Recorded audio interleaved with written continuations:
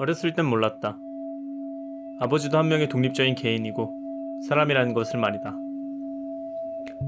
아버지도 얼마나 많은 소름을 삼켰고 얼마나 많은 상실을 겪었는지 그땐 상상할 수 없었다.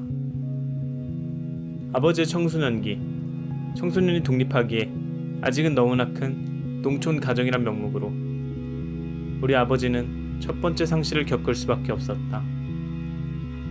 가정의 구속으로 인해 어쩔 수 없었던 아버지는 배우고 싶었고 알고 싶었고 인정받고 싶었던 자신의 열망과 학력에 대한 사람들의 은근한 무시를 모른 채 하곤 했다. 하지만 개인의 열망에 대한 부정은 그 의지를 억누를 뿐 그 열망을 사라지게 하지는 못했다. 이루어질 수 없었던 아버지의 꿈은 가정이란 배경으로 부정되었던 만큼 도리어 가정을 향해 자신의 에너지를 쏟기 시작했다. 개인의 열망으로 규정될 수 없었던 아버지의 존재 이유는 가정에 대한 헌신으로 규정되기 시작했다.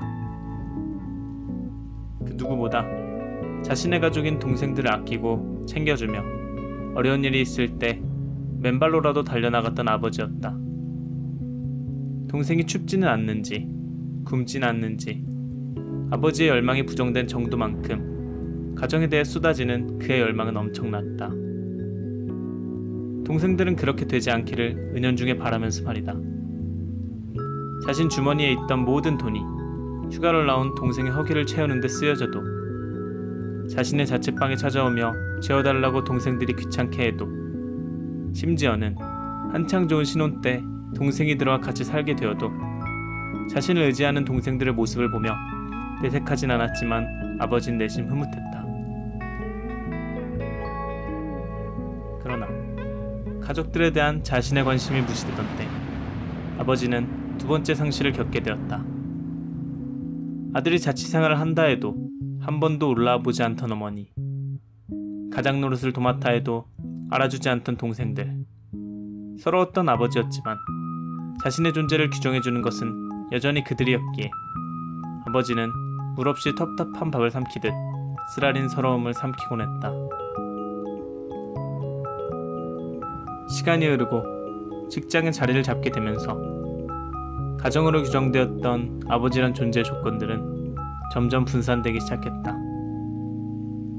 첫 번째 상실로 겪게 되었던 아버지의 열망에 대한 무시는 인정받고 싶은 욕구를 낳게 되었고 아버지에게 회사는 그 인정욕을 충족시켜줄 수 있는 최고의 장이었다.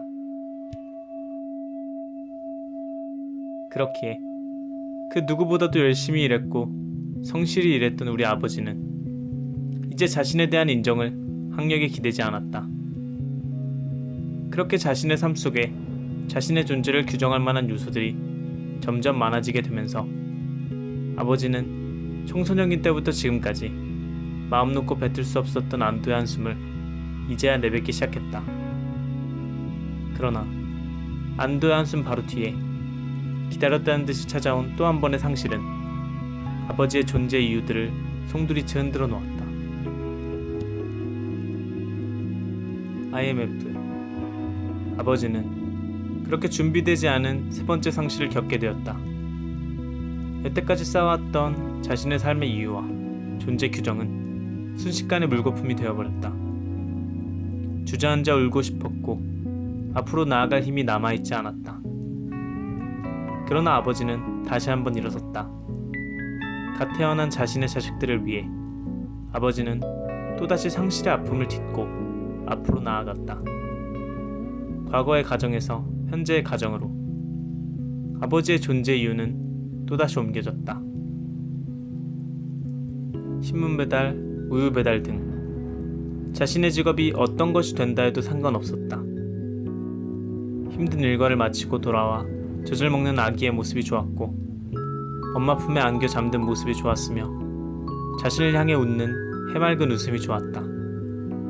세 번째 상실을 겪게 된 아버지는 또 다른 자신을 규정하는 현재의 가정을 지키기 위해서 앞만 보고 나아가기 시작했다.